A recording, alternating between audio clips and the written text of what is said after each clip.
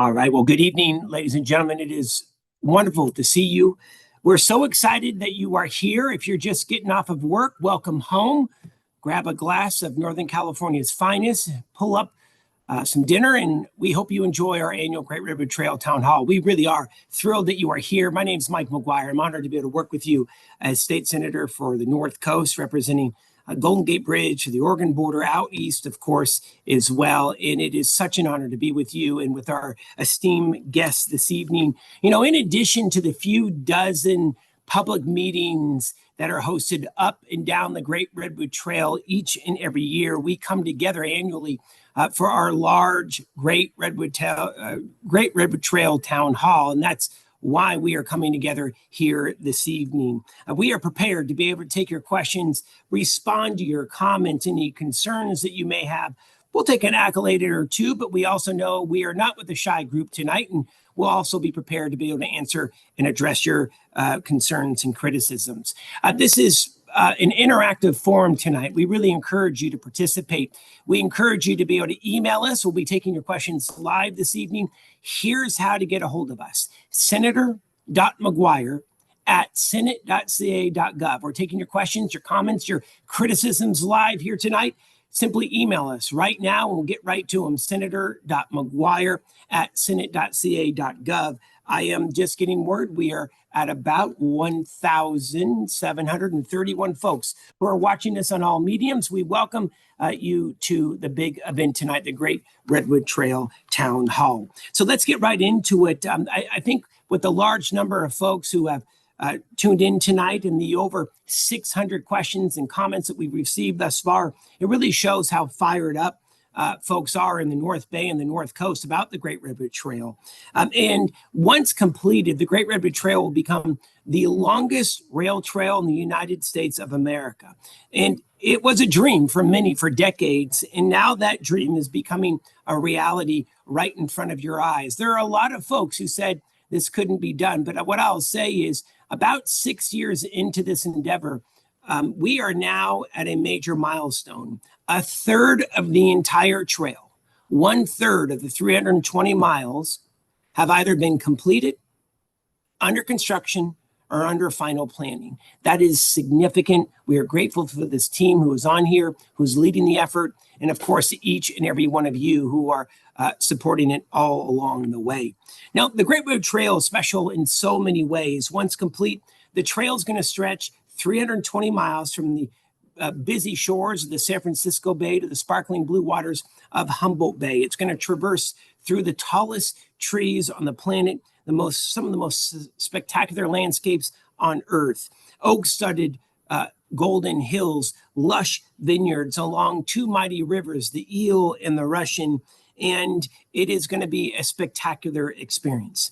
Now, one thing that's not unique to the Great Redwood Trail, it's rails to trails themselves. In fact, across the United States over the last approximately 45 years, when the Rail to Trail Act was passed by Congress, over 26,000 miles of rail has now been converted to walkable trail throughout the United States of America. 26,000 miles of former mostly freight train rail has now been transitioned to active trail. And communities in red states and blue states across this country are cleaning up these rail lines and transforming them into these beautiful trail networks. And research shows that not only do trails increase property values, trails also decrease crime in the communities in which they traverse to.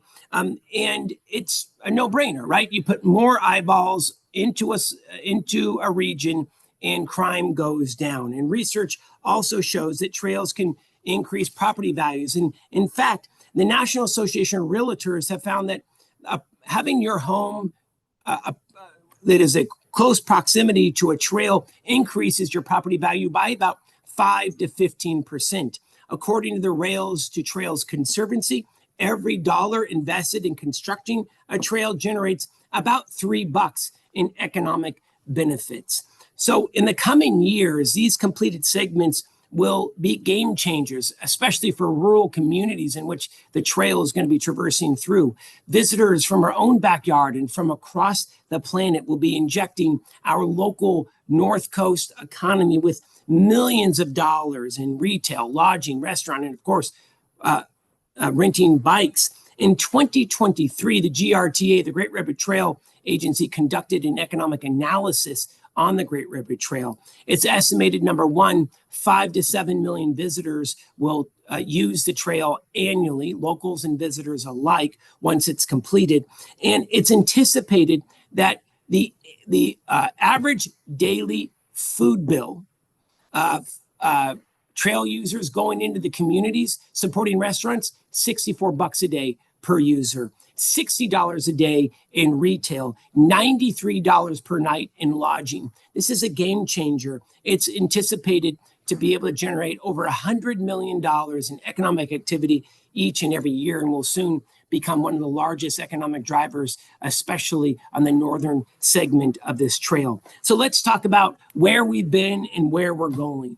Earlier this summer, we got a taste of all the positive activity while celebrating the grand opening of the Humboldt Bay Trail, which is now part of the Great Redwood Trail Network.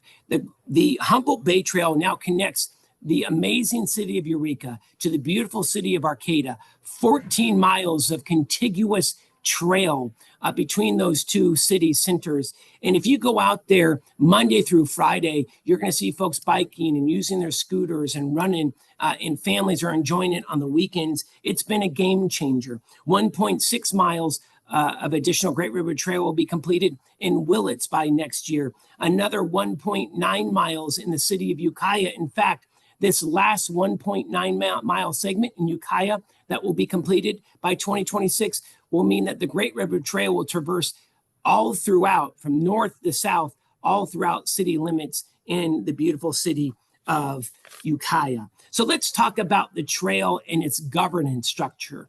I look at it like this. There's one Great Redwood Trail, two systems. In the south, and we look at the south from the San Francisco Bay to the Sonoma-Mendocino County line, that is governed by a publicly elected board of elected officials in those two counties, the SMART board. They govern the entire rail with trail network. So the Great Redwood Trail runs along the SMART line in Sonoma and Marin counties. Everything north of the Mendocino-Sonoma County line is governed by the Great Redwood Trail Agency, which you're going to be hearing from in just a few moments. We talked about some of the successes of the Great Redwood Trail Agency in the north. Let's talk about some of the successes that SMART has been advancing in the south. This is unbelievable. SMART has now completed 40 flipping miles of the Great Redwood Trail within Sonoma and Marin counties, with another 12 miles under construction. And guess what? The next stop is going to be going from Windsor up to Healdsburg, and significant funding has been secured by the state of California, working with Chair Corso, who you're going to hear from in just a bit, Eddie Cummins and the SMART board. And I want to say thank you for their hard work. We're heading into Healdsburg with the train and the trail here in the coming few years. So let's get into the agenda. We have an all-star agenda here tonight. We're first going to hear from Marin County Supervisor and Great Redwood Trail Agency Chairwoman Mary Sackett. She's going to be giving us a progress report and plans on their north segment of the Great Redwood Trail. Then we're going to turn it over to Chris Corsi. He's a Sonoma County Supervisor and Chair of SMART. He's going to be giving us an update on all issues of the Great Redwood Trail in the South region, Sonoma and Marin counties. We're then going to turn it over to Elaine Hogan to do an in-depth dive on where we're at. She's going to talk about trail construction, timeline, budget, public safety, and community engagement for the north section of the Great Redwood Trail. And then you're going to hear from Eddie Cummins. Eddie Cummins is the general manager of SMART. He's going to be talking about the trail in the southern section in Marin and Sonoma counties. We got a full agenda for you tonight. We're again thrilled that you are here. If you'd like to be able to get your question, your comment in, do so now. We welcome you to be able to do so. Senator McGuire at senate.ca.gov. Without further ado, we want to say good evening to Mary Sackett. She is a Marin County Supervisor and also the Chairwoman of the Great Redwood Trail Agency. Madam Chair, it's great to see you. The floor is yours, and we're really grateful for your leadership. Thank you very much, Senator McGuire. Thank you for your vision and your leadership on this incredible project. There's no doubt that we would not be here without you planting the seed and really moving this forward. And thanks for hosting this tonight. As the chair of the Great Redwood Trail, I am really excited.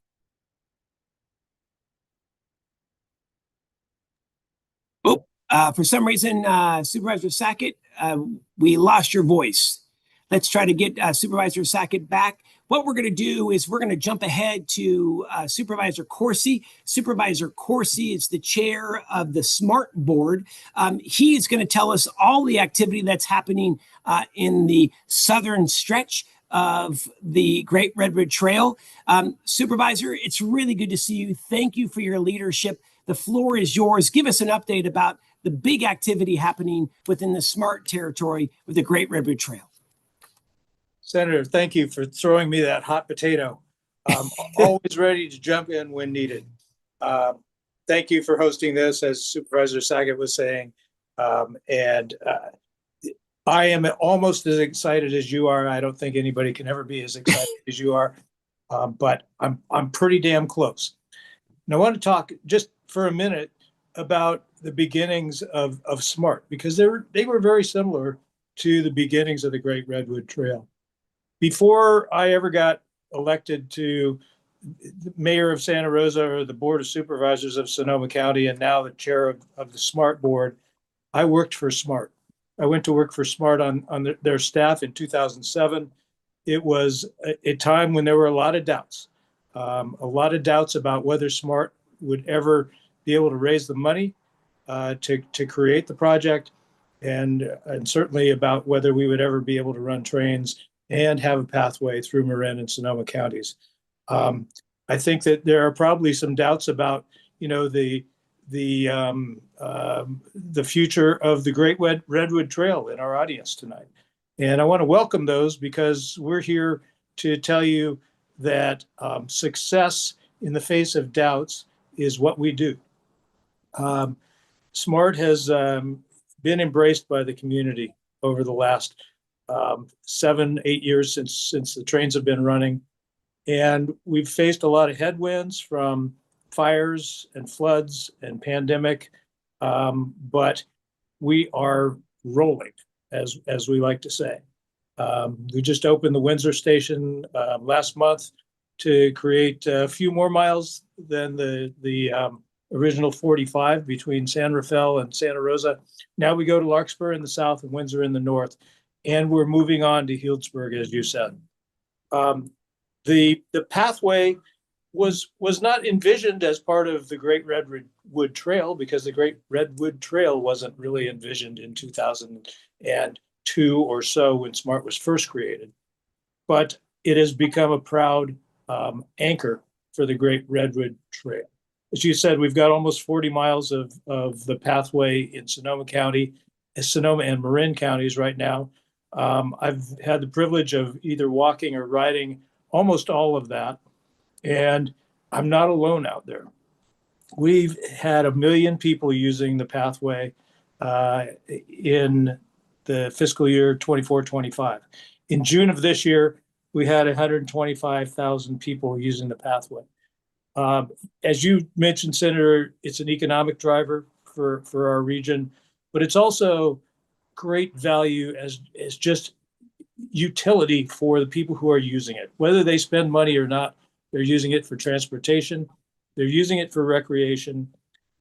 We're setting new records every month, and we are proud to be part of the effort for the Great Redwood Trail in general. I'm going to let our general manager, Eddie Cummins, talk about the details later on, but I'll leave it at that and be ready for any questions as we go forward. Thank you so much. That's Supervisor Chris Coursey, also the chair of the SMART Board of Directors. SMART is in charge and oversees, manages, and constructs the Great Redwood Trail. in the southern stretch. That is in Marin and Sonoma counties. We're now going to be turning it back over. We're actually now going to go to Elaine Hogan from the Great Redwood Trail Agency. We know that Chair Sackett is working through the technical difficulties. We're really grateful that Elaine Hogan is with us here tonight. She is the Executive Director of the Great Redwood Trail Agency. She's going to be going in depth for the next 5 minutes on all issues of trail construction. She's going to be talking about timeline, budget. Folks want to know, when the heck is this thing going to be done? She's ready to answer your questions tonight. Public safety, we got your questions answered. Wildfire safety, we got your questions answered. And of course, how do folks get involved with the Great Redwood Trail? Elaine Hogan, she is the incredible Executive Director of the Great Redwood Trail Agency. Madam Executive Director, the floor is yours. You have 5 minutes. And what I'll do is I will give you a 30-second prompt as you get close to that 5 minutes. And then we'll turn it over to Eddie Cummins from SMART. The floor is yours. Good evening. Great. Thank you so much. Good evening, Senator McGuire, and everyone listening at home. Happy to be here.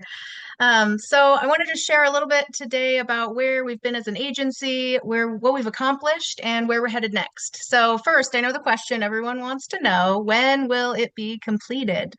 And I hate to disappoint, but we don't have a final date yet. We are still in the master planning process. So while we don't have a firm date, we have made incredible progress just over the last 3 years since the Great Redwood Trail Agency took the helm from a bankrupt and dilapidated railroad. So just to highlight a few of the things we've done over the last few years, we've been able to preserve the railroad corridor from Willits to Humboldt Bay through the rail banking process. And that's really what's gonna allow us to use that right of way for interim use as a public trail. So that is a huge milestone for the northern segment of the Great Redwood Trail. And as the Senator and others have mentioned, the trail is about 1/3 either already complete, under construction, or in active planning stage. So that's really exciting that we are seeing that forward progress and momentum working together with our communities to do that planning and construction. On the agency side of things, I'm happy to report that over the last year and a half since I became the first executive director of the agency, we have been able to build a strong management structure, and that'll really allow us to be the backbone agency for consistent corridor management and trail development for decades to come. And as I mentioned, we are still in our draft master planning process, and we have a draft. It's been shaped by 3 years of public input that many of you participated in, and we're working hard to finalize that by the end of this year. And this is really the plan that'll give us a roadmap for future trail segments. Where do we put things, amenities for trail users like campgrounds, restrooms, trailheads, and connections to public transit. So that is a really key, important part of our development of this trail.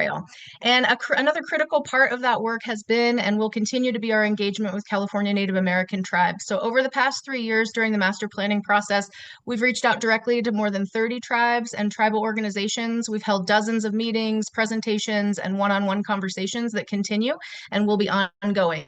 That collaboration has really led to us getting 13 clear recommendations from tribes that are now built into our master plan. So those are the recommendations that'll guide us in things like how to protect cultural resources, co-management of trail segments by tribes, and restoring the land using native science and traditional ecological knowledge. Also regaining tribal access to ancestral lands. So those are things that we heard loud and clear during our master planning process that have been incorporated into the plan, and we're excited to move forward with those. And I will add that we're not just talking. We actually, this fiscal year, our board passed our agency budget that included paid contracting opportunities for tribes to partner with us on things like ecological restoration, cultural resource monitoring, and land stewardship. So this way, we'll be bringing tribal knowledge into the project while creating real on-the-ground benefits for tribal communities. And so while our approach is to do it right and not just fast, you'll still see significant changes in the corridor over the next 20 years as more and more segments open to the public. So you don't have to wait a full 20 years to enjoy the benefits of the Great Redwood Trail. Most recently, as the Senator mentioned, the County of Humboldt completed their final portion of the Humboldt Bay Trail. And that created about 14 or 15 miles of continuous trail from Arcata to south of Eureka. And the County of Humboldt is also wrapping up the planning stage to continue south and head towards College of the Redwoods. So we're looking towards a future in the not too distant future, really, where you'll be able to travel from Cal Poly Humboldt to College of the Redwoods on a safe multimodal corridor. There's also momentum in Lolita and Fortuna to continue and extend the trail from College of the Redwoods down to Alton at the Highway 36 101 interchange. And Mendocino County, let's not forget Mendocino County. Willits and Ukiah are busy building their segments right now. And so very soon those communities will have miles of new trail to enjoy.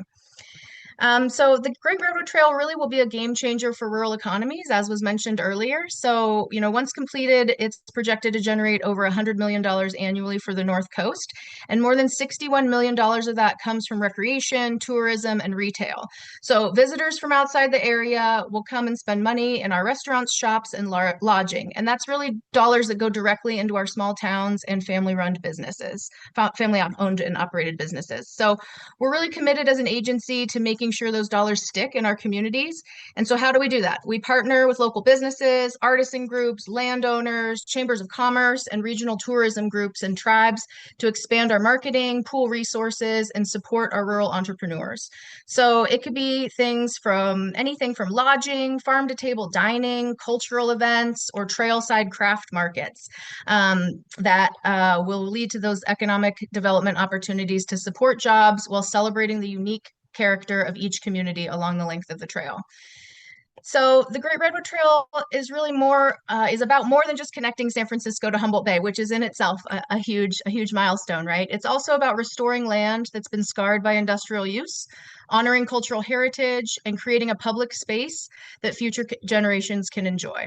And how do we do that? We do it by working together with our neighbors, our local governments, and our tribal partners. So we're excited to continue building this future with all of you.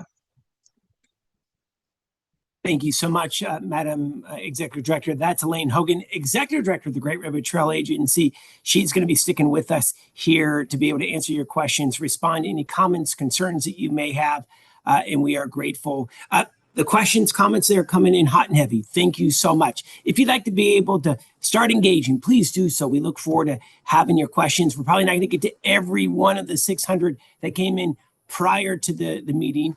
And we're getting quite a few here. In fact, I have a couple pages already. Please email us, senator.mcguire@senate.ca.gov. We're taking your questions live here tonight. All right. We have the chairwoman of the Great Redwood Trail Agency back with us. Sounding good. We are connected.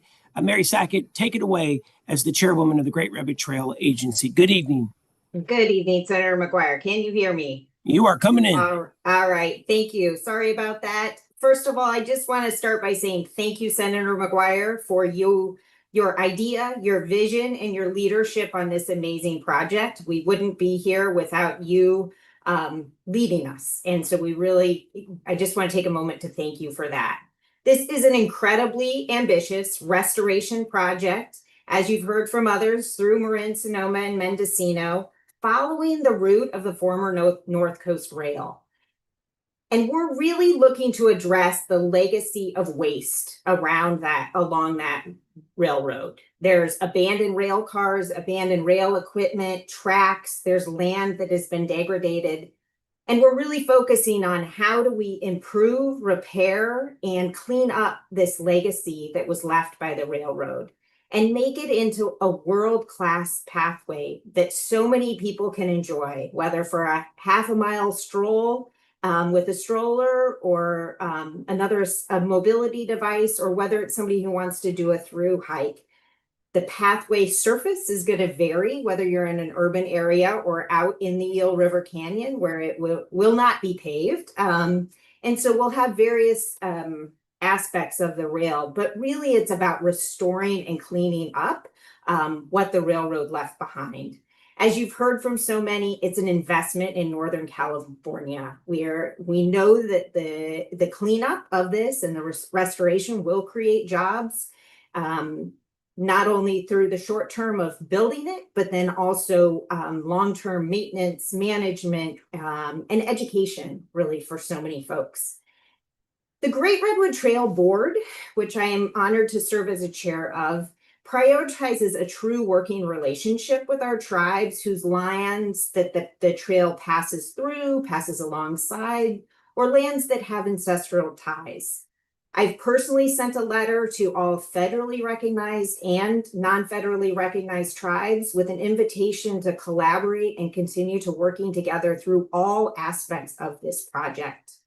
Board members have engaged in meaningful tribal consultations on tribal lands, out in the public on Zoom, and I even had an opportunity to engage with folks through the Eel River Canyon on a 5-day rafting and kayaking trip with our GRTA staff, where we really looked at what are the flowers, what are the fauna, what are the stories and the legacy of this land that we want to make sure is incorporated in our planning of this area.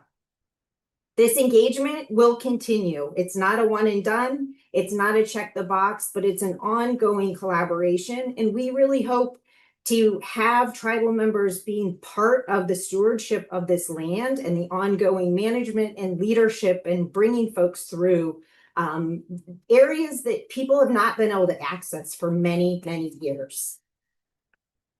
I'm excited to get out there. I hope, and my dream is that one day I can walk this trail within my lifetime, and I hope you'll join me. So look forward to the questions tonight. Thank you so much, Madam Chair. It's so wonderful to have you. Thank you, and to Supervisor Corsi for his leadership on SMART. We have now heard about the northern segment of the Great Redwood Trail. That's the Mendocino-Sonoma County line all the way up to Humboldt Bay, Samoa, right there. And now we're going to hear a deep dive by SMART. This is Eddie Cummins. He is the executive director of SMART. He's going to walk us through for the next 5 minutes all issues of the trail and some SMART operations as well. Mr. General Manager, I'll give you a 30-second prompt as we get close to those 5 minutes, and then we're going to get into the most important part of tonight, hearing from each and every one of you. And if it's all right with folks who are tuning in tonight, we're just under 2,000 strong. Thank you. For those who are tuning in, we're going to do a rocket round, getting to as many questions as possible. So we're going to ask our panelists to be able to answer quickly, and then we're going to move on to the next question. Mr. General Manager, the floor is yours, hearing about the southern segment of the Great Redwood Trail. Thank you, Senator. Appreciate the opportunity to be able to speak tonight. If you don't mind, I'm going to share a short presentation.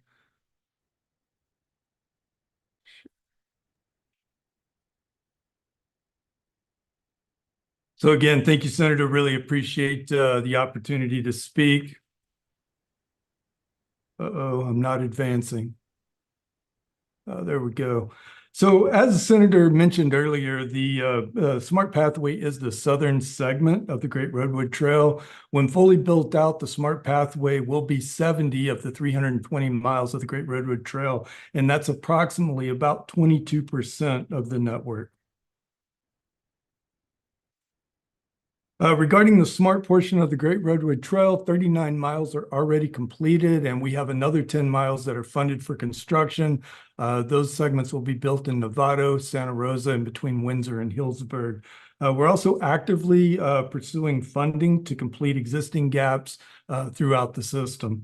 And our plan moving forward is to construct the remaining pathway north of Windsor as part of the rail extension project between Windsor and Cloverdale. The pathway is a critical component to the SMART transportation system. As many know, the train and pathway are complementary to each other. The pathway does a great job of providing that first and last mile connection both to and from the train stations. In 2023, 54% of pathway users reported regularly using a combination of the train and the pathway to complete their trips. As a matter of fact, 13% of train passengers bring bikes on board, many of them who obviously ride on the pathway. In FY25, SMART carried over 1.1 million passengers, which was a 33% increase over the previous year. In FY25, that same year, SMART carried almost 147,000 bicycles, a 28% increase over the previous year. So as you can see on the chart on the lower right, our bike boardings have been going up each and every year. And as you can see, FY25 was an all-time record for us. In addition to counting passengers and bike boardings, we also like to count pathway trips. In FY25, SMART counted over 1 million pathway trips. That was a 39% increase over the previous year, and obviously a new annual record. As indicated in this chart, the average monthly pathway trips over the years have continued to go up since 2021. And in FY25, the pathway averaged almost 100,000 trips per month. And based on what we're seeing already early in FY26, I anticipate that number to continue to grow in FY26. Something that I've found very fascinating since we installed the pathway counters on the pathway is the usage is evenly split between pedestrians and cyclists. Our smart pathway is highly utilized. Lots of people are using the system each and every day. A recent survey indicated that 72% of respondents use the pathway at least once a week. So as previously mentioned, the pathway is a critical part of the SMART system, and it does a great job of delivering on SMART's mission of connecting communities and really promoting a great quality of life. It improves the health outcomes by allowing people to be more active. It stimulates the economy by allowing people to get to jobs, shopping, and events. And it does all of this with a lower environmental footprint by allowing people to move around freely without a car. And with that, Senator, I believe that concludes my presentation. Thank you again. Thank you so much. You are with us at the annual Great Redwood Trail Town Hall. We are so grateful that you are here. We have representatives from the Great Redwood Trail Agency, representatives from SMART. SMART governs, constructs, does operations and maintenance of the Great Redwood Trail South, Marin, and Sonoma counties. The GRTA, the Great Redwood Trail Agency, manages and oversees operations and maintenance, everything north of the Mendocino-Sonoma County line, all the way up to Samoa in Humboldt County and Humboldt Bay. We're grateful that you're with us. Let's get into the best part of tonight, and those are your questions. We have some that are pretty spicy that we'll be getting into as well. So let's get into the most important part of tonight. Let's go to Robert. Robert writes, and this is going to be for Elaine Hogan, the executive director of the Great Redwood Trail Agency. Robert says, I've rafted that section of the Eel River several times. I know that it's extremely eroded. The extremely eroded condition of the railway bed through there. My question is, what will the annual maintenance budget be to keep it open after the winter erosion? Madam Executive Director, Ms. Hogan, that's a big focus of yours. That's what the master plan is doing, is looking at what your ongoing operations and maintenance will be. And the honest to God truth of this is a lot of the Great Redwood Trail, especially in the north, will be a backcountry trail, dirt or gravel. You're only going to see those asphalt pathways as you get closer to communities. But why don't you take it away, Madam Executive Director? Robert is asking, are you going to be planning maintenance on the backcountry portion of the Great Redwood Trail? Yeah, great question. So definitely maintenance is a key part of how we plan and design the trail with those considerations in mind for the future. That's again, part of when you hear us talk about creating a world-class trail, maintenance, consistent maintenance is part of that. Same with operations, making sure we have appropriate numbers of facilities like campgrounds, we're emptying the trash cans on a regular basis, things like that. So definitely on the segment by segment level, especially for those backcountry sections, we'll really be looking at the trail design and creating a low maintenance situation. So again, we're not trying to bring a train through the Eel River Canyon. We've had lots of proof that that did not work and was not economically feasible. So when the senator talks about, having a small backcountry trail, we're looking at significantly less maintenance costs than you would have seen with the railroad. So those are definitely costs that we're planning for. And we anticipate we will have seasonal trail crews in the backcountry, similar to what you see in California state parks and other long distance trails. We will have areas for staff housing out there and ranger housing, as well as developed campgrounds for all of our backcountry trail users with appropriate amenities. So yes, maintenance and appropriate facilities is a big part of what we're planning for now, and we'll continue to do so. Yeah, 100%. There's been a lot of questions about how the Great Redwood Trail Agency is going to fund this, especially in the northern section. And I'll just be honest, and I'll turn it over to the executive director and the chair, Mary Sackett. Number one, the State Coastal Conservancy has invested tens of millions of dollars to be able to get the agency off the ground, to be able to start moving on grants, to start funding the segments of the trail. The state has been the major funder of the Great Redwood Trail. And thanks to California voters who just passed Proposition 4, there are, I'll just be honest, hundreds of millions of dollars embedded within Proposition 4 for major trail networks across the state of California. That includes the Great Redwood Trail, but it also includes large segments of the coastal trail as well. Ms. Hogan, our executive director for the GRTA, why don't you talk about that? Because budget is always the most important, right? It's how we execute the trail, how you look at ongoing operations and maintenance. But please push back on me. Proposition 4 is a game changer for the Great Redwood Trail and other major trail entities across the state. Yeah, absolutely. 100%. You're definitely correct. So we have secured for our agency ongoing operations budget for the next several fiscal years with strong state support. And as we look at how trail segments have currently been constructed, that's really been through the support of our local agency jurisdictions that really see the value in those individual segments for their local communities. And so their staff have written grants that have come mostly from state and some federal sources to really get those segments done. With the influx of funding that we anticipate through Proposition 4, we'll be looking to apply for those funds to keep getting segments completed. Thank you so much. We're now going to be going to Deb. How you doing, Deb? Deb's emailing from Albion. It seems there's a lot of toxic waste along the route. If there's a CEQA exemption, how is that handled to minimize and mitigate environmental and cultural harm?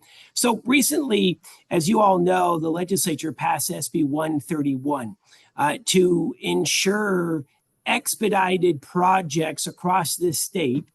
Any park project, any water project, any wildfire mitigation project, any trail project that is funded by Proposition 4 would be exempt from CEQA.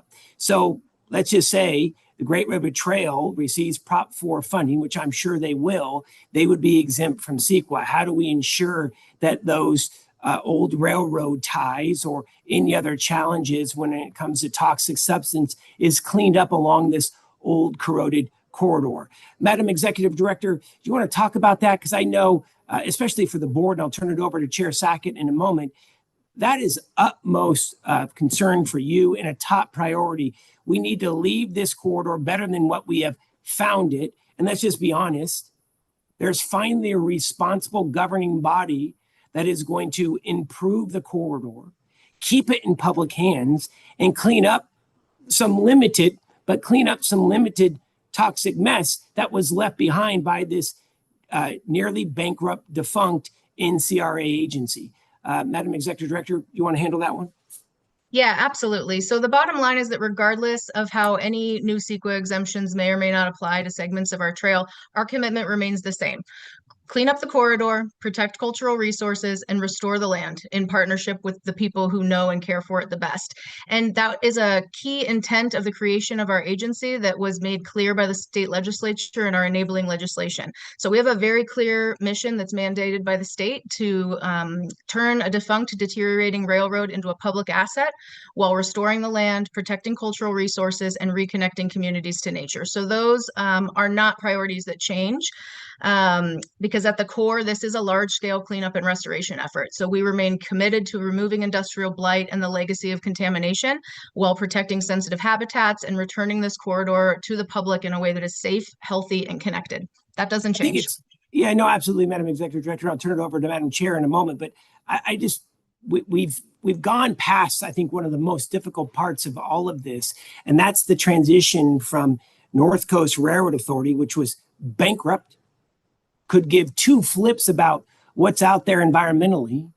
And now we have a responsible party that's actually funded, has a program to be that they can implement and clean up these challenging areas, and candidly leave it better than what you found it. Madam Chair, I know that's a priority for the board as well for the GRTA.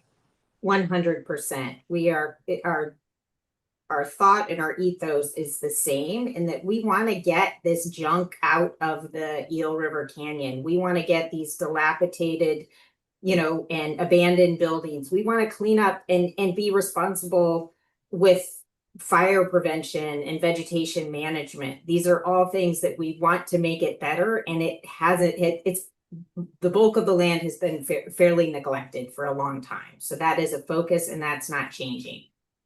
And let's not forget the last train that went through the Eel River Canyon back in the 90s. There are several cars still in the Eel River. Yes. This trail traverses some of the most geologically unstable soils on Earth.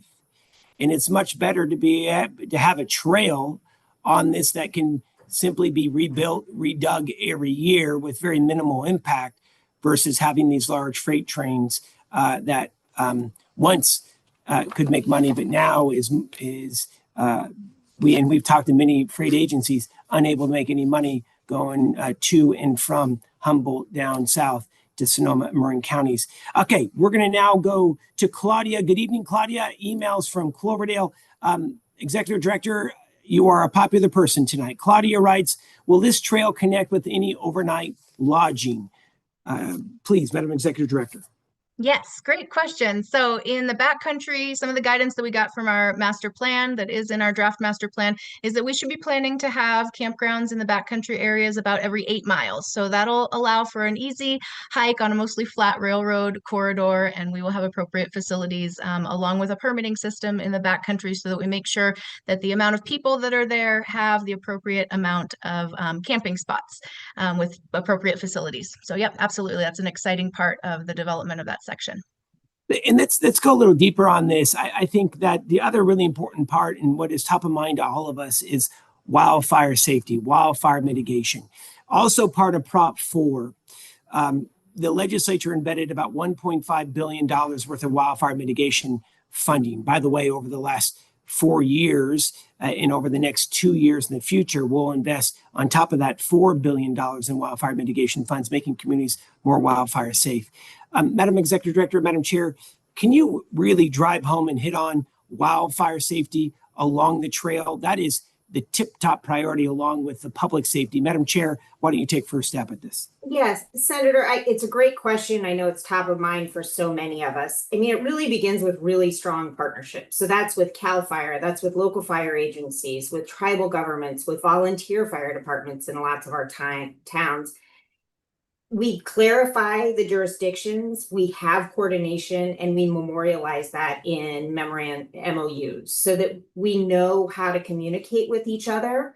But it also, having this trail will also bring the opportunity to stage ATVs in certain parts that could help with evacuations and really help people know what is out on the land and respond to it. We can also potentially stage helicopter access in rugged terrain to address some of these issues as well. Wildfire prevention is foremost on our mind, and we want to work very closely with all of the other jurisdictions and agencies so that we can do things like have marked mileposts so that when there's communication, there's a location that folks can respond to and be aware of. We also hope that, by having folks on the trail managing, building, and working on those crews, they'll have their eyes and ears on this ground and be able to respond more quickly. So we're thinking of it. And we also know that we'll work together to secure funding opportunities so that we can all prepare. Because we know that our volunteer firefighters in our small towns can't handle the fire alone, and it's working together. So it's in our master plan. That's Mary Sackett. She is chairwoman of the Great Redwood Trail Agency. Madam Executive Director, on the issue of wildfire safety, you have every trail segment has a wildfire safety plan component. You've also focused in on that when it comes to your master plan. And then you are already responsible for wildfire mitigation along the tracks, especially within incorporated communities. You're already doing 100% more wildfire mitigation than, for example, NCRA, the North Coast Railroad Authority, was doing, that would have overgrown weeds, dead and dying trees all around their properties. Madam Executive Director, do you want to hit that? Because I know, again, this is top of mind for so many of us. Yeah, definitely. So we recently established our operations and maintenance division just a few months ago. So we now have an operations manager that really focuses on prioritizing those areas for vegetation management. Because as you mentioned, we have inherited a corridor with a history of neglect.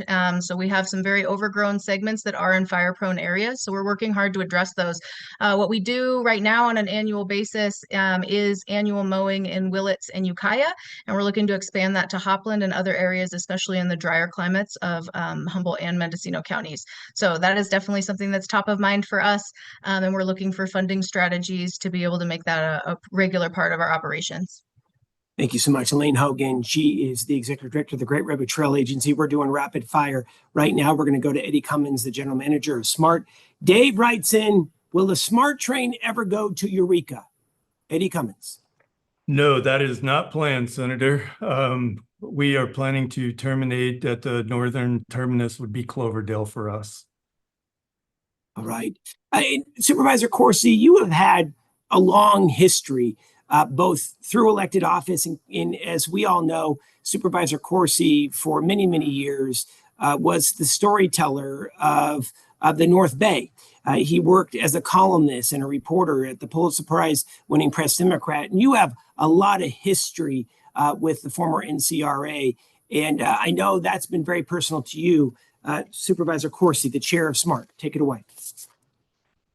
Thanks, Senator. You know, I know there are people on this call who are history buffs and specifically interested in the history of the Northwestern Pacific Railroad. And that history is, you know, goes back to pioneer days and tremendous tenacity and ingenuity, engineering marvel to put that railroad through the Eel River Canyon and up to the North Coast. But that history is also primarily a history of extraction of natural resources from the North Coast. And what we're talking about now is turning that around, and having a future, instead of extraction, a future of contribution, of economic development opportunities, of recreation and transportation opportunities to the North Coast. And I think it's a really important part of the story, is the rebirth and the reuse of that railroad. That's Chris Corsi, chair of SMART and also former columnist. And again, really telling the story of our region on so many fronts and loves history. We're really grateful that he is with us. We're taking your questions and your comments here for the Great Redwood Trail Town Hall. All right. We said there's some spicy comments or questions. We're now going to go to Eddie Cummins. Eddie, here's what Ronald wrote in. What a lot of BS. SMART is a fanciful, recreational, expensive, and non-functional project. I'm sure you know. The frequency of it provides nothing except recreation, and at what cost? Who lined their pockets on this? Mr. General Manager, look, I think the numbers prove your story. Out of all rail agencies in the San Francisco Bay Area, SMART came out of the COVID pandemic faster than all of them. They have nearly, which is just so incredibly impressive. Tell us the story of the numbers. Once again, both those who are riding on the train and who are using the pathway. Eddie Cummins, General Manager. Well, thank you. I appreciate the question. I mean, it's something that, that needs to be talked about. So what I will say is that not only did SMART beat all the other rail agencies in regards to COVID pandemic ridership recovery, we are number one in the entire Bay Area of all bus and rail and light rail alike, and we're number two in the country among commuter rails. So this is something that we're very proud of. This isn't the old days anymore. In FY25 that just ended at the end of June, SMART carried over 1.1 million riders, which is awesome. We're currently running 42 trips a day. We will be expanding that service again in April of 26. We'll be going to 48 trips a day on weekdays and 24 trips on weekends. And so what we're looking at now is another 25% increase, and we're expecting about 1.4 million riders in FY26. And so we're very proud of what we've been able to accomplish. And to just put all of this into perspective, at the bottom of the pandemic in FY21, SMART only carried 122,000 passengers. So think about that. We carried over 1 million more riders in FY25 than we did in FY21. So anyway, we've made a lot of progress. If people really have a question about the train and how many people are riding it, I encourage you to go get on it and see it with your own eyes, because it is not what you've read in the paper in the past, guaranteed. And Supervisor Corsi, you brought forward some statistics about the trail. Why don't you hit those again, what we're seeing in regards to the use of the Great Redwood Trail that runs along the train in Marin and Sonoma counties? Remarkably, Senator, the use of the trail very closely mirrors the use of the train. The figures that Eddie was just talking about, 1.1, 1.2 million people using the train every day, a little less than that using the trail every day. A lot of those people are using the trail to get to and from the train, but a lot of them aren't. I mean, that's about half and half as well.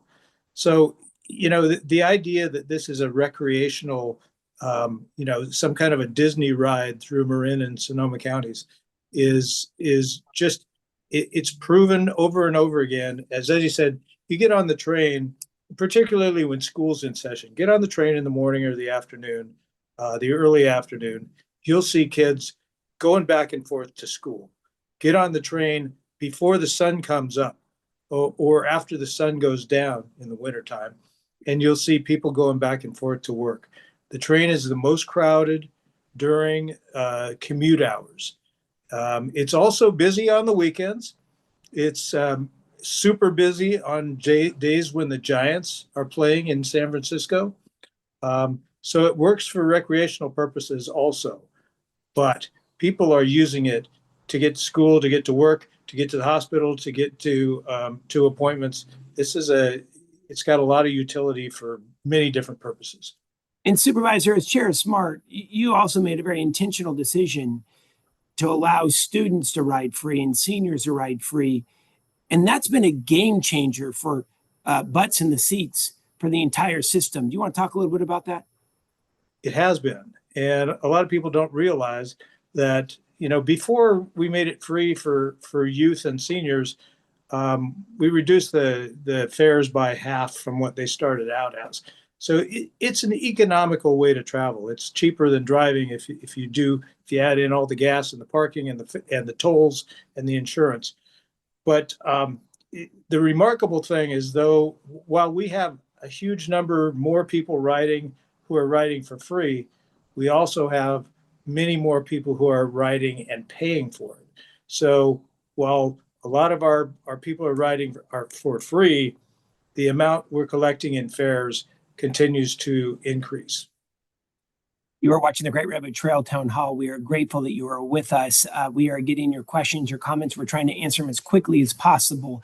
If you'd like to be able to submit a question tonight, please do so. We welcome you. We welcome your participation. Senator.mcguire@senate.ca.gov. We're going to get back to the northern segment of the Great Redwood Trail. We're going to say once again, good evening to Elaine Hogan. She's the Executive Director of the Great Redwood Trail Agency. We're going to do a couple of fast fire questions to you. Let's go to Sal, who writes in from Crescent City. How can we make a stronger connection between the Great Redwood Trail and the state and national park lands in northern Humboldt and Del Norte counties? Take it away, Madam Executive Director. Yes, definitely.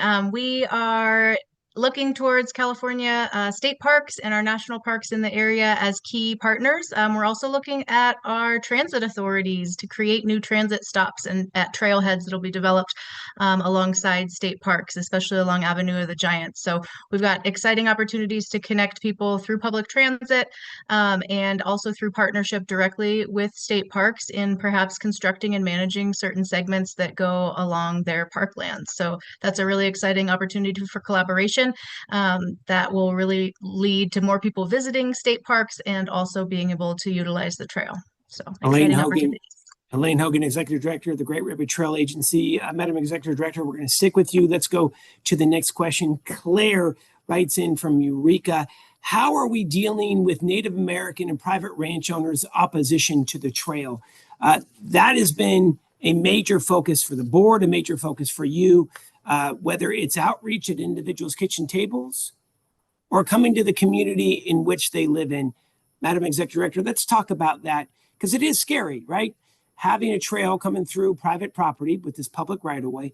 Talk a little bit about that, please, Madam Executive Director.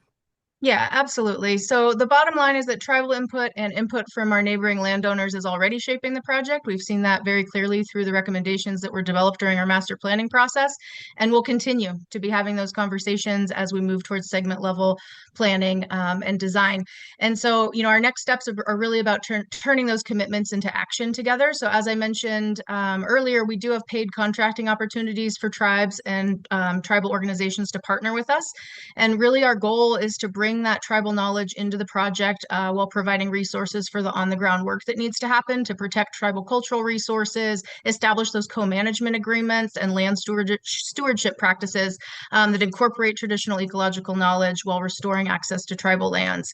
And so, we've gained a lot of knowledge over the past 3 years during the master planning process and having dozens and dozens of meetings and conversations with landowners and our tribal partners. And, we've really got a good set of recommendations now in our draft master plan about how people want to be involved. Now we've put funding into our budget, as I mentioned, for those tribal partnership contracts.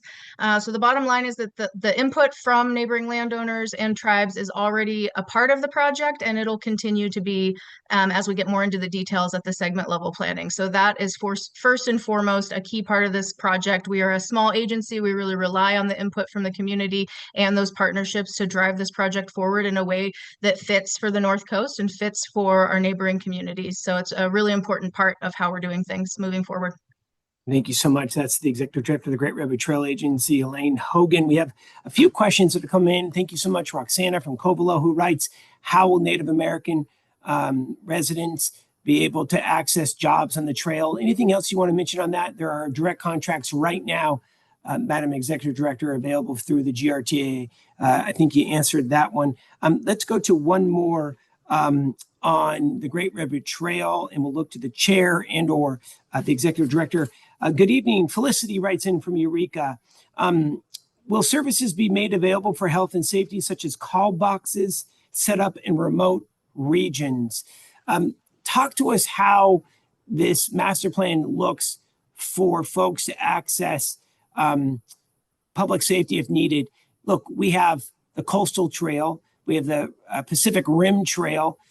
You could look to other examples, Madam Executive Director. How does this work if there is a public safety issue in a very remote region? Elaine Hogan, please. Yeah, it's a great question. And again, it's something that we really work in coordination with local law enforcement and other first responders. Like our volunteer fire departments are especially crucial in those rural areas. And so as Chair Sackett mentioned earlier, when we get to that segment level planning, that's really where we look to establish those agreements with very clear communication protocols.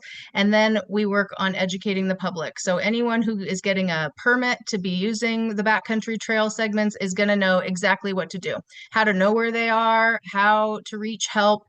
We also will have trail crews out there stationed in the backcountry. So there are going to be plenty of resources and support available. And also another thing to think about just with the evolution in technology is that by the time those segments are built, we may be looking at a completely different technological situation that has resources available for communication that may not be existing currently in those backcountry segments. So we'll definitely be keeping an eye on that and working with our partners and neighboring landowners to implement a safety plan.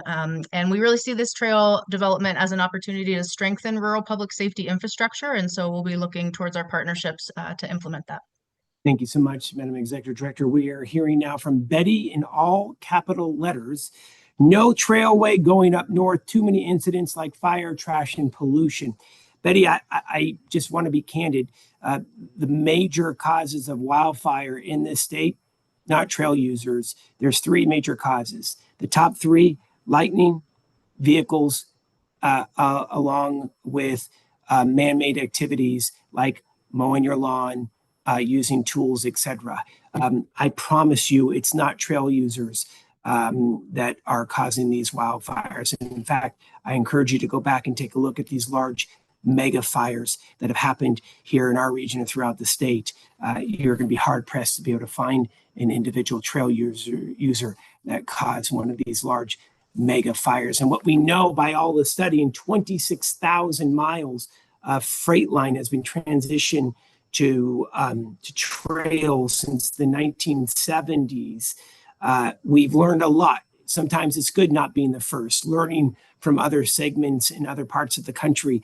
We are able to learn a lot from what's worked, what hasn't, and what we can improve upon. And we're able to work on that here in the North Coast and North Bay. All right, let's go to the chair of SMART. We're now going to head back to SMART and the general manager. Gunia writes in, how many of the riders of the SMART train were seniors and young people? Eddie, you want to take that, or Mr. Yeah, Chair? I'll take that. What we're seeing is it changes month to month, but it is something that we keep an eye on. But it's about a 50-50 thing. About 50% are adults, and then about 50% of the ridership is senior and youth. It's been very interesting. I mean, we saw a significant jump in ridership when the board implemented that program. Youth ridership went up over 100% and senior ridership went up around 70%. So it's been a significant jump in ridership for us. But right now, today, the latest numbers I've seen from the month of July, it's about 50-50. All right, we're going to stick with you, Mr. General Manager. Adam writes in from Redwood Valley. SMART is extending rail service with the trail on the side in Sonoma County. What are the plans for Mendocino County and SMART? So that section would then turn into the northern section of the Great Redwood Trail. So we are planning to continue to build the pathway along with our rail alignment that'll go to Cloverdale Station and then on to the Mendocino County line. I think the important note on this as well for SMART is that the voters of Sonoma and Marin counties have decided to assess themselves, tax themselves, to be able to build the train as well as SMART. I think your commitment, Mr. Chair, and to the board is you got to complete what was originally promised first, and then also look for expansion elsewhere.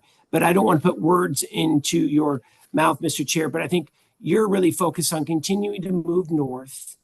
Mr. Chair, you want to talk about your next stop, going from Windsor, going into Hillsburg, and then you're going to continue to move north to be able to complete that mission. But Mr. Chair, please take it away. Thanks, Senator. There have been a couple questions about, whether SMART's going to continue on into Mendocino and north. SMART was created by state legislation. I think it was in 2004.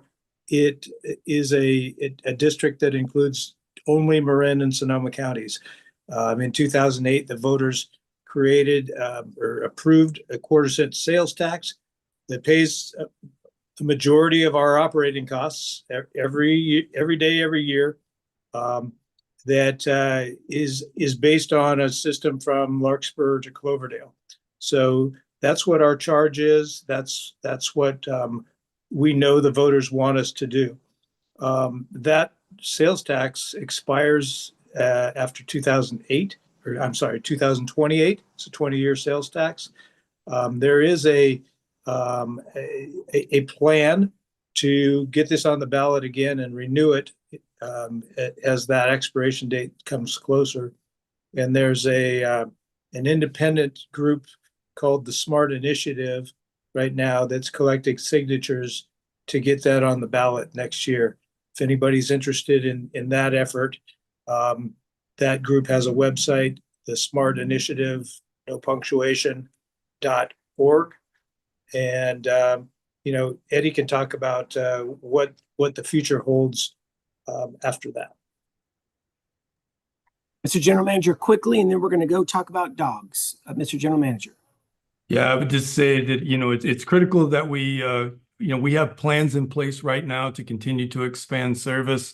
Things are going extremely well for us right now. Ridership's continuing to grow, pathway use is up. All these things are happening, but at the end of the day, we have to be able to pass the sales tax to continue SMART into the future. And so, as the chair said, that's critical to our overall future.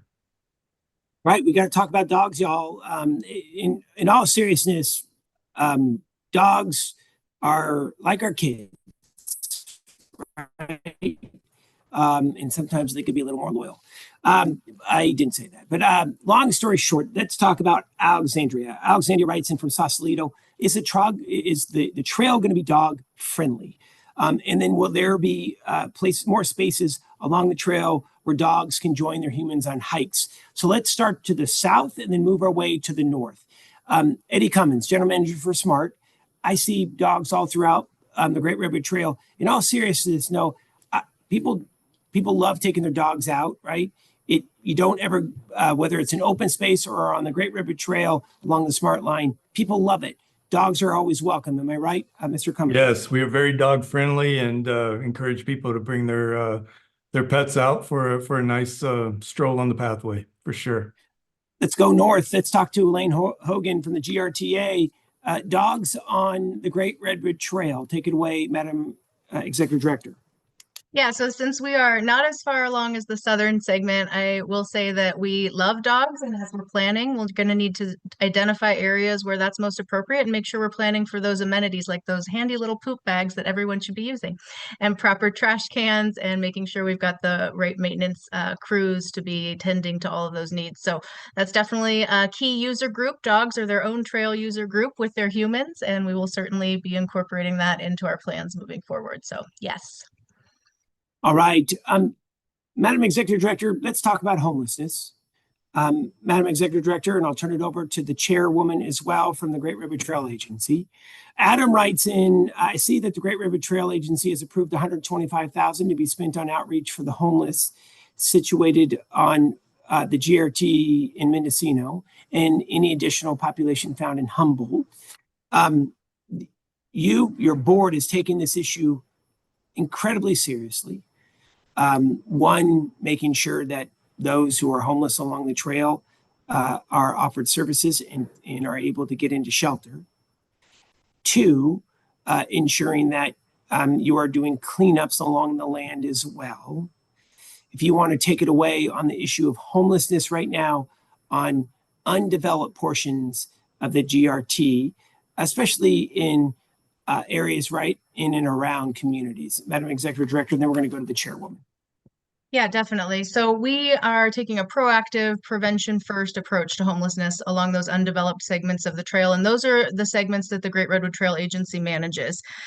So those are trail segments that are not yet developed. They're not open to the public. They do not have appropriate amenities like campgrounds and trash cans and bathrooms and things like that. And so our approach to property management that our board has recently supported at our July meeting is really about building trust and reducing environmental damage and improving safety on those areas of our property. So the contracts that were recently authorized in Humboldt and Mendocino counties will allow us to partner with community-based organizations and local businesses to provide regular outreach, case management referrals, and connections to shelter and healthcare while keeping our property clean and safe. Over the past 2 years, even without the benefit of those contracts in place, we've been working really hard to remove hundreds of tons of garbage and debris that was illegally dumped in areas of the future trail corridor that are not yet open to the public. So we take that very seriously, and it's something we monitor on an ongoing basis. And we're really excited to get those contracts in place and to get more eyes out on the trail and to be, again, actively managing our property in a way that we haven't seen for the past decades with the bankrupt railroad. So we take that really seriously, and we will also be building a team of our own trained staff, especially as we get more out into the rural areas that GRTA may manage directly ourselves. And so the bottom line is that we see that as a really key opportunity to approach this issue with compassion and also provide appropriate resources to keep the trail safe and open to the public. Thank you so much, Executive Director of the Great Redwood Trail Agency. That's Elaine Hogan. We're now going to go to the chairwoman, Supervisor Mary Sackett. I don't have a lot to add other than, on portions of the trail that don't yet exist, we are really thinking about design and maintenance strategies that don't encourage long-term encampments, that make sure areas are visible as you round corners. There's not kind of hidden pockets to the extent that we can. really design. And as you said earlier, Senator, we aren't the first rail to trail project in the nation, and we are really learning on best practices that our colleagues in Washington, D.C. and other places in the country have learned what works and some things that don't work as well. So we're really focusing on that. But really, we're the Great Redwood Trail, because it's such a vast geographical distance, we are working closely and will be required to work closely with each county that the trail is in. And as we saw with this last round of contracts we approved in July, the services available in Humboldt County for the homeless are different than those experiencing homelessness in Mendocino County. So we do have to tailor to what our service providers in those areas can do. We aren't going to move people up and down and move them to a different area, but we will have partnerships all along the corridor. Thank you so much. That's Mary Sackett, the chairwoman for the Great Redwood Trail Agency. We're going to say good evening to Jennifer. Jennifer is the executive director of the Humboldt Waterkeeper. She writes in saying, thank you for all the work to rail bank the NCRA corridor. For all of us, the Bay Trail is a 30-plus year dream come true. Thanks to everyone on this meeting. She's wondering if the segment from Arcata to Manila is under consideration for conversion to a trail. Madam Executive Director, Arcata to Manila. Take it away, Elaine Hogan. Yeah, definitely. That segment is included in our master plan, and towards the end of our master plan, you'll see concept maps, and that is a concept map that we have that's identified opportunities and constraints along that section, and it's been prioritized according to its impact and project readiness and feasibility. So it is definitely part of the overall trail, and it has its own segment number and some concept maps that you can check out in our draft master plan. Look at that, Jennifer. We're heading to Manila. This is good stuff. Very excited. There's been several questions tonight about wildfire, and I think we should come back to this on the northern segment because it's really important.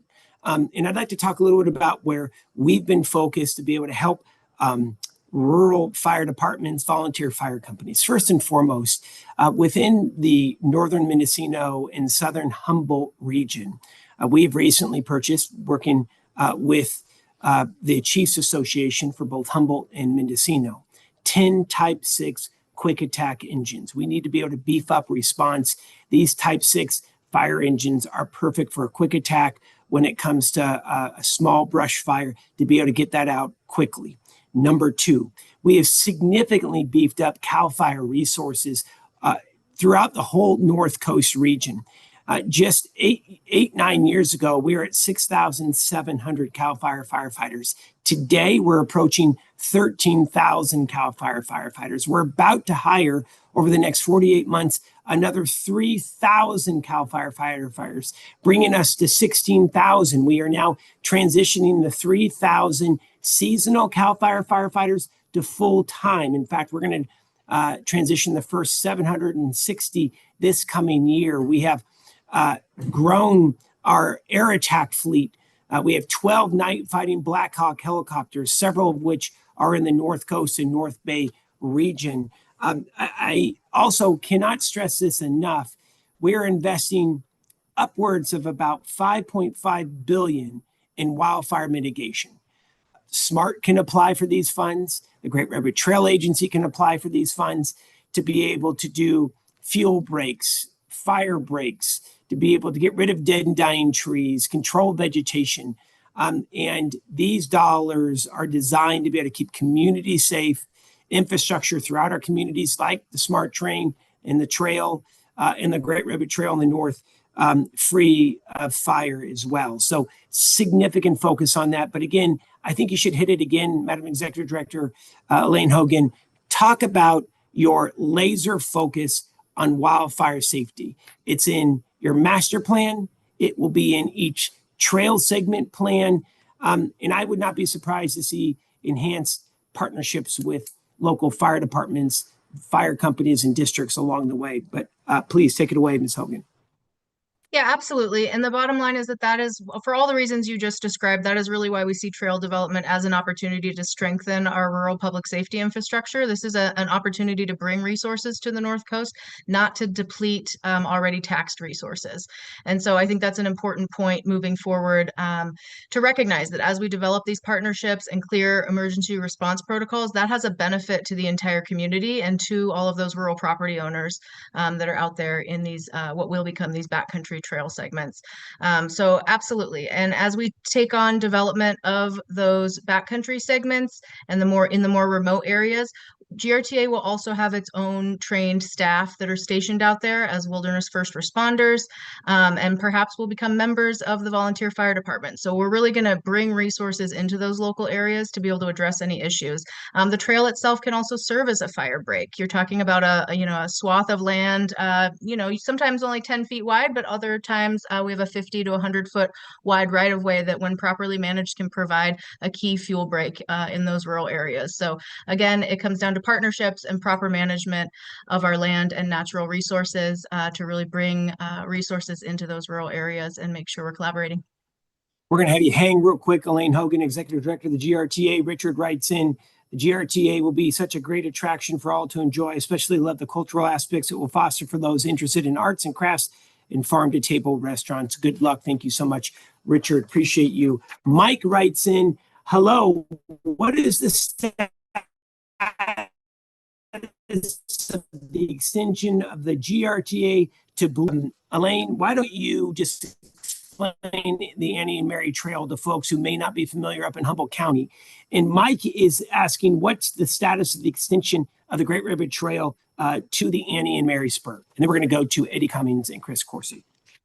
Great. Yes, great question. Our partners at the City of Arcata have just put the project out to bid to connect from the skate park near Cal Poly Humboldt in Arcata out to the Humboldt Bay Municipal Water District's pump stations along West End Road, for those of you that are familiar with the area.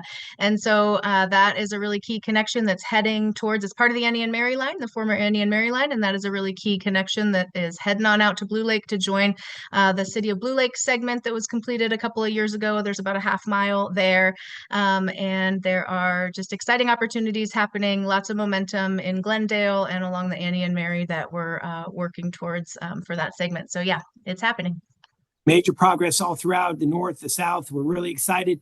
Ladies and gentlemen, we have about 10 minutes left for our Great Redwood Trail annual town hall. We're so happy that you are with us. We have over 1,000 folks still hanging with us. We are really, really grateful for the opportunity to have this conversation. All right, let's go to the lightning round. We're going to pull up, I'm going to ask Nora Mounts to pull up the smart map. We're going to pull up the smart map of the trail. Stephen Pollock writes in, good evening, Stephen.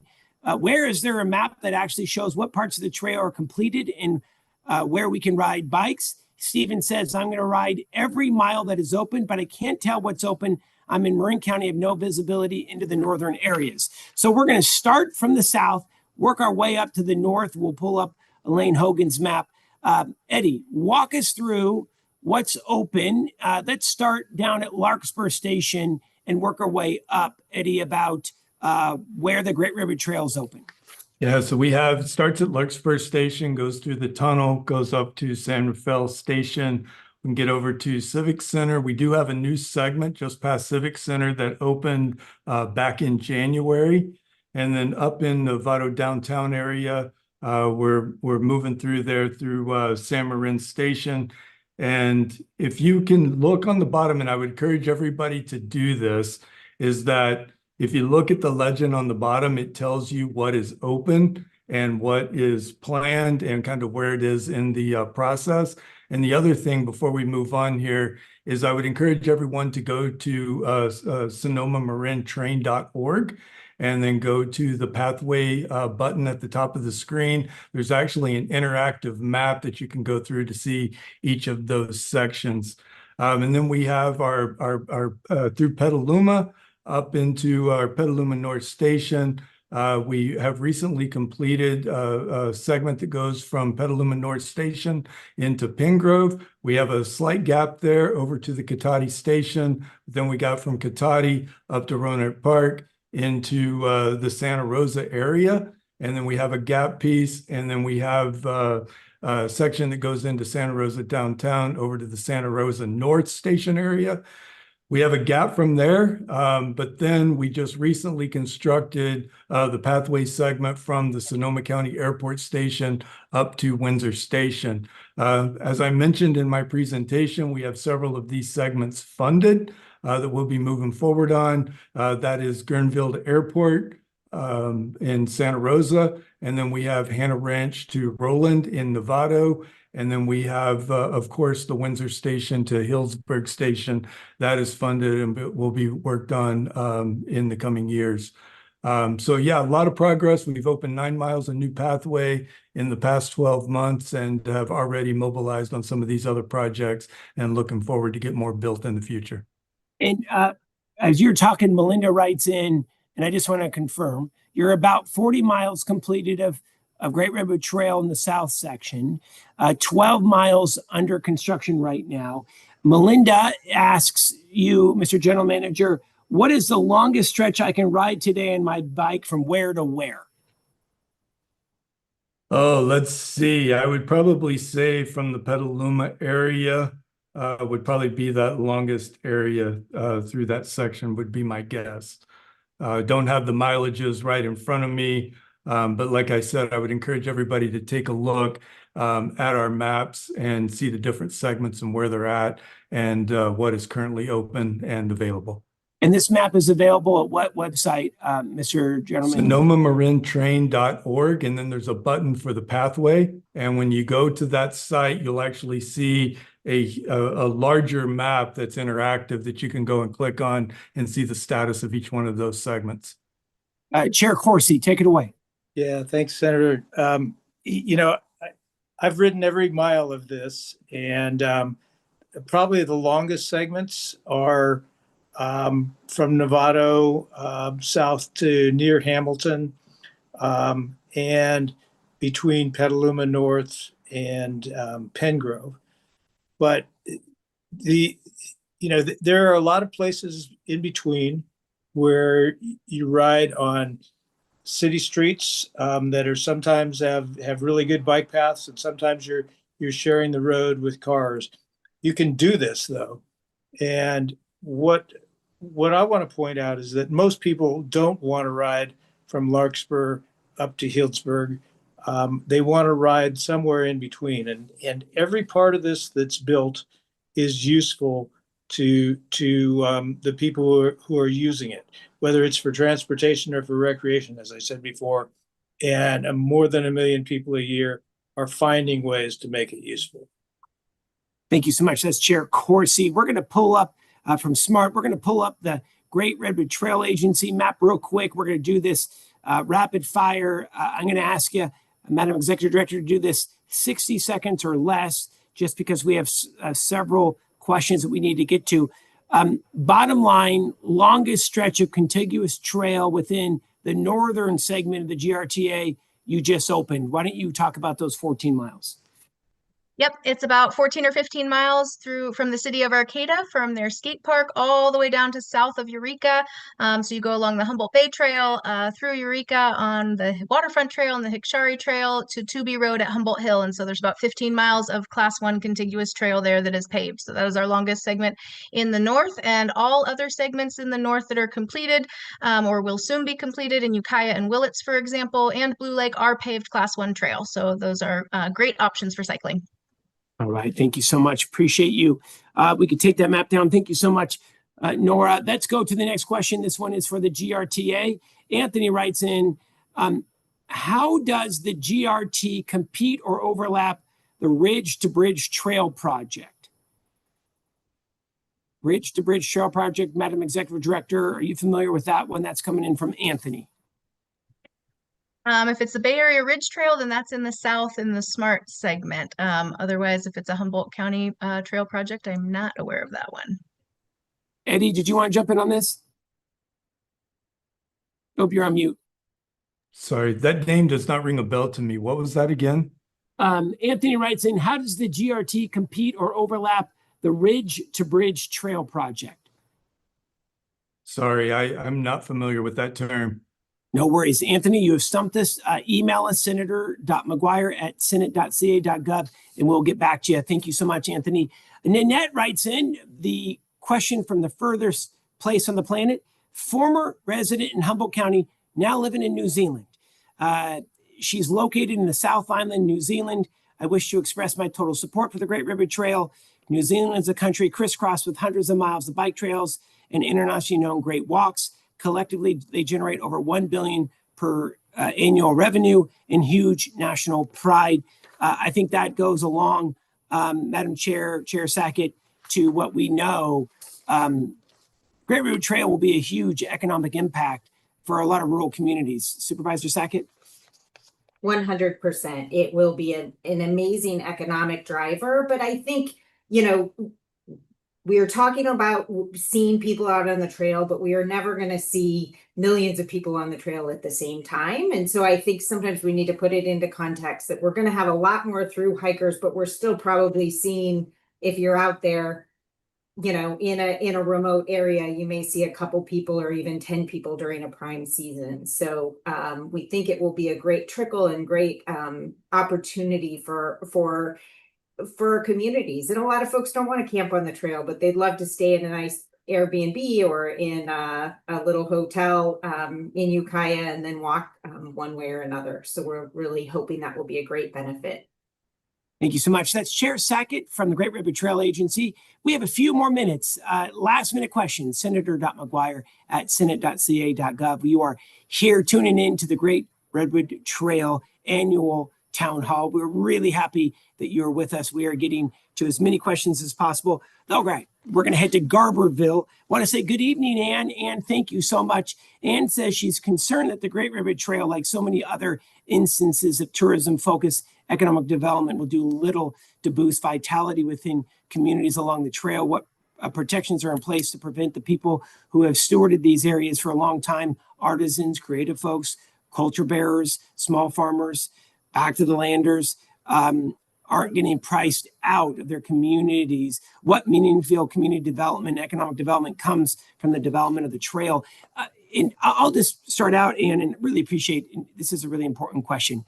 Look, rural California, like a lot of parts of rural America, has been underinvested. And candidly, I think here as a state, in the fourth largest economy in the world, we need to do a much better job at investing, especially in jobs, in access to healthcare, and better schools, in social services in rural California. So I don't think this is an either or. That's why you've seen us secure over $500 million to transform Humboldt State into Cal Poly Humboldt. It is a game changer for our entire region of having the third polytechnic university in the state on the North Coast now. It is going to be a huge boom for local jobs. That's why we're developing the largest healthcare education hub, a partnership with the College of the Redwoods and Cal Poly Humboldt, 30,000 square feet in Humboldt County. It will be the largest healthcare education hub, creating and cranking out hundreds of healthcare professionals every year who are technicians and nurses, making sure that we're able to get good living wage jobs. That's why we've launched the Construction Corps program at Mendocino College, which is also really critical for living wage jobs. It's really important that we aren't just looking at tourism-based jobs, but also we need to be able to develop a much more in-depth and bolder economy, which is a real focus. And we know throughout the world, these trails are huge economic drivers, especially for rural parts of the country or the state in which they exist in. Elaine Hogan, you want to talk a little bit about that? Yeah, definitely. So again, making sure those dollars stick in our local communities, that really comes through our partnerships with local businesses, artisan groups, landowners, regional tourism groups, to really first and foremost, do the listening. Listen to those rural artisan and back to the landers who have been here for generations making money off of their land, and really see what opportunities are there. What resources do they have that might benefit trail users? Do they want to cultivate farm to table dining or low impact camping on their land, cultural events, a trailside craft market? things like that. So really identifying where are those opportunities to leverage the resources that exist in our communities. Humboldt and Mendocino County is home to a lot of artisans and local crafters that have made their living off the land for generations. So we really need to work in partnership to make that legacy continue. It's a key part of our rural infrastructure and our rural economy. So Thank you so much. We're going to go to Chris Corsi. He's chair of SMART. Rick writes in, how you doing, Rick? From Healdsburg. When will the SMART train and trail arrive in Healdsburg? Are they going to build a station in Healdsburg as well? Chair Corsi, please take it away. Well, first of all, there will be a station in Healdsburg. We're projecting getting to Healdsburg in 2028 right now. Funding is in place. The design work is underway. And I'll let Eddie add anything else as far as what the timeline might be between now and 2028. Yeah, so in September, we'll be bringing a contract to the board for approval that will get this project underway. As Chair Corsi said, this project is already being mobilized on. We're already moving forward. And right now, today, we are projecting that we will be picking up passengers in Healdsburg by the end of 2028. So something we're all very, very excited about. That is Eddie Cummins and Chris Corsi from SMART. We're going to do rocket round. We have time for 3 more questions. Sherry writes in to the Great Redwood Trail, Supervisor Sackett, chair of the Great Redwood Trail Agency. Sherry says, will we be able to backpack along the trail? In other words, will there be camping areas and facilities? Chair Sackett. That is absolutely planned as part of the master plan. There will be camping areas, obviously not in our urban corridors, not through much of Marin and Sonoma County, but as you get into Mendocino and Humboldt County, we are really looking at what is the existing right of way, where are there opportunities for backcountry camping, what are the best spots for that? And, you got to think also about the mileage between places. You don't want to group them all together or make it, the first stop is too far in on a trail, because that Eel River Canyon is really 50 miles without access points between Dos Rios and Alder Point. So we are thinking about that and looking for the best opportunities with the softest campsites.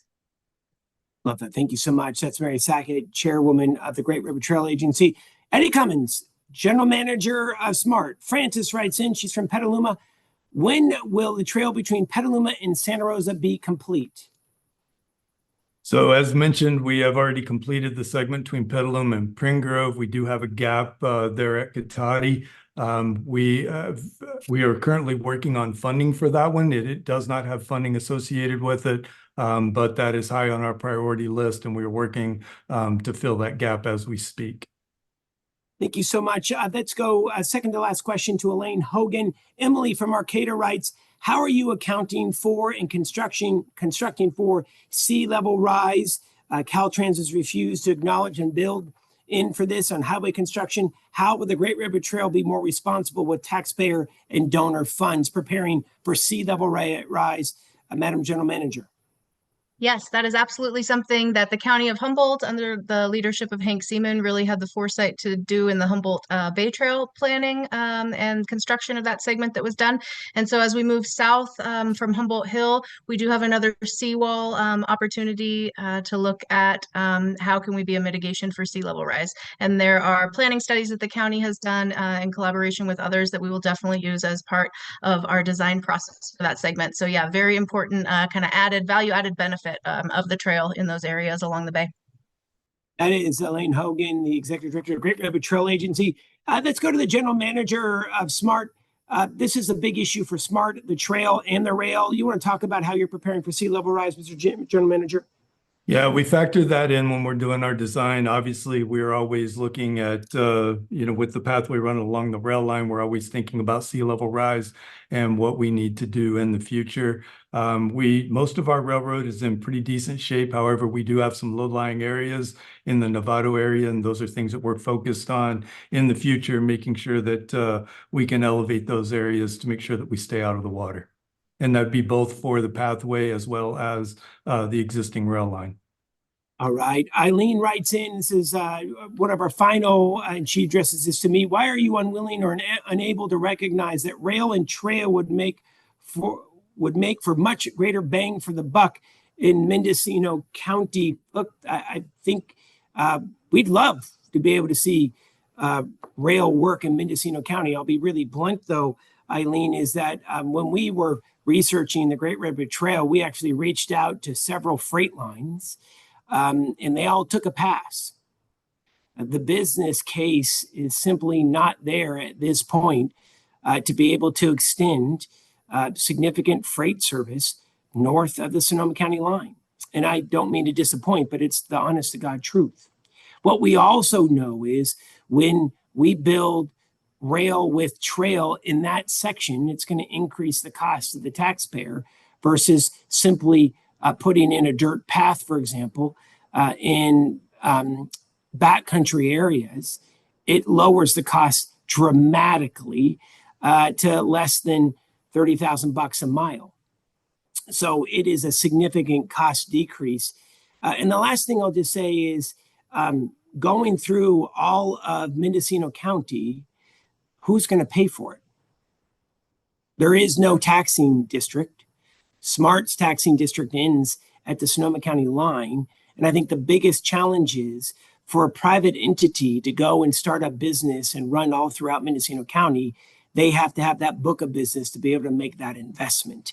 And we have not met an entity that is willing to be able to take on that financial risk, and then candidly, the liability that would come with owning that line. And now the GRTA owns the line all the way from Willits up to Samoa and Humboldt Bay, which is really good news. But Eileen, really good question on that. We're really grateful for your comment. Elaine, anything that you'd want to add to that? Nope, just like you said, the research has been done, and the highest and best use to preserve this right of way is to create an interim public trail for the maximum benefit. 100%. All right. We're going to look for closing remarks. We're really grateful that each and every one of you were joining us tonight. We're going to start with the chairs. Let's start with Mary Sackett. She's the chairwoman of the Great Redwood Trail Agency. Closing remarks for our annual Great Redwood Trail Town Hall. I'm thrilled that close to 2,000 people were interested enough in this project and are excited with great questions, inquisitive remarks, and really, how do we dig through this next phase of this project? So I'm excited that people are interested and ready to get out there and utilize the trail, either from a small segment or for a much bigger adventure. And I look forward to joining you on that pathway in the near future. Thank you so much, Mary Sackett from the Great Redwood Trail Agency. Let's say thank you so much and good evening to Chris Corsi, the chairperson for SMART. I said I've biked or walked all 70 miles of the SMART right away. I look forward to doing the other 250 or so miles of the Great Redwood Trail to the north someday before I get too old to be doing that kind of stuff. Senator, I really appreciate the opportunity for us tonight to talk about the southern segment of the Great Redwood Trail and what we're doing to make it useful to everybody who can.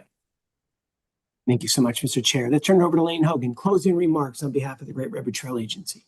Yeah, I just want to encourage everybody to keep checking our website and sign up for our newsletter updates as we continue to grow. We actually have an RFP posted right now to get a communications firm to help us get more information out to you, because we know there is a ton of interest in this project. And as a small agency of 3 people, we have not been able to get all of the great and exciting details out to you as we would have liked to. So we're really excited that Senator McGuire hosted this town hall for us. And again, just keep checking back on our website for future updates as we keep moving this forward. And again, we are committed to restoring the land through the development of the trail, honoring cultural heritage, and really creating a public space that future generations can enjoy. So we look forward to doing that in partnership with all of you. Thank you. Lane Hogan, Great Redwood Trail Agency. And that's it right here. Final words from Eddie Cummins, General Manager of SMART. Well, thank you, Senator. Really appreciate the opportunity to be here tonight. I would just leave everyone with this. We have a rail line that extends from Larkspur all the way up to Windsor right now, and we have 39 miles of pathway out there. I just encourage everyone to get out and enjoy the SMART system. Thank you again for having me. Thank you so much. Look, I just want to say thank you. Thank you for now. We're at 700 folks who have stuck with us to the very end. We really appreciate it. I want to leave it with this. My commitment on the Great Redwood Trail has been, we're going to do this right, not fast.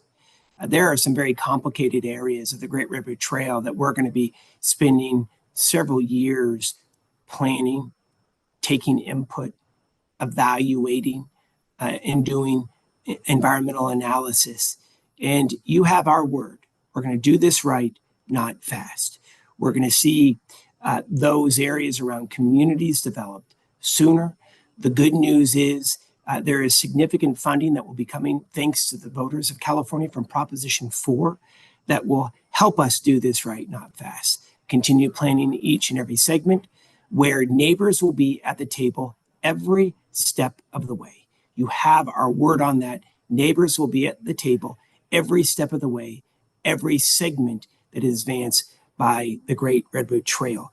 And I look at this as a trail of opportunity, an opportunity to be able to honor tribal land and cultures and landmarks and sacred spaces, an opportunity for farmers and ranchers and landowners to launch trail serving businesses, an opportunity to access for wildfire mitigation and vegetation management efforts, to be able to reduce the threat on some of the most fire-prone communities in the state, and an opportunity to be able to welcome locals and visitors alike for the exact reason why we all live here. We live in one of the most beautiful spaces on earth. Our neck of the woods is spectacular, and this trail will inject the local economy with dollars for retail and lodging and restaurant. But most importantly, the rest of the world will discover what we already know. We also are home to some of the most welcoming and friendly folks here on earth. And we are so grateful that you would take the time to be able to join us. And we also want to say thank you for this opportunity to be able to work with you. If you'd like to be able to contact the Great Redwood Trail Agency, please do so. All you need to do is Google Great Redwood Trail Agency. They're going to come up. They're incredibly responsive. Same thing with SMART as well. They're incredibly responsive. We want to work with you every step of the way. Are we always going to agree? No. But I will say the vast majority of the time, we're going to be able to work through the challenges that we're facing because it's been done before. There's been some really difficult situations in other states and other communities, and they've been able to work through. And I promise you, we're going to be able to do the same here in the North Bay and North Coast. Thank you so much for your valuable time tonight. Thank you for your comments and questions. I apologize that we couldn't get to every one of them, but please contact us. You can also reach me directly, 916-651-4002.